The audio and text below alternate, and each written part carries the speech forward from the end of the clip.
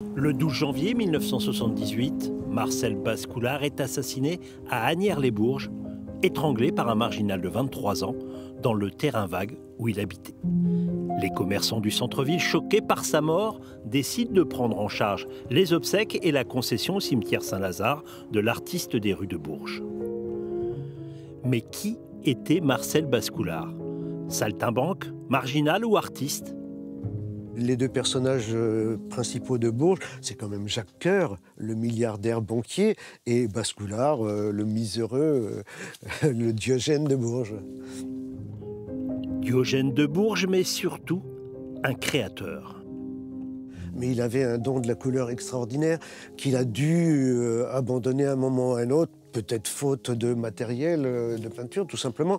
Et on connaît plus sa période ancrée à l'encre. Il avait une maîtrise pour restituer les volumes, les ombres. C'était magnifique. Il immortalise bon nombre de rues et de monuments du cœur de Bourges, notamment la cathédrale Saint-Étienne, des œuvres qui sont très majoritairement des dessins de paysages à la plume, qu'il vend ou échange avec un objectif, rester libre.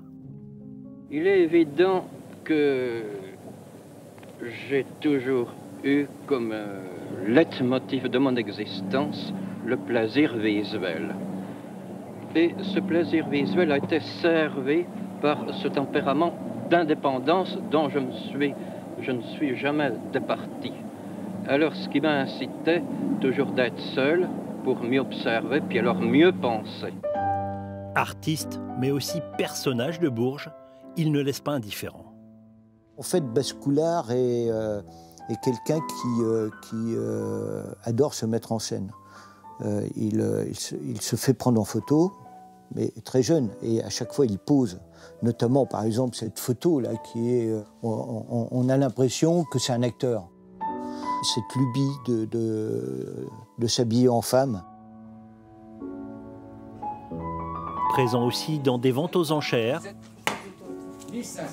45 ans après sa mort, on voit encore Marcel Bascoulard dans la cité berruyère.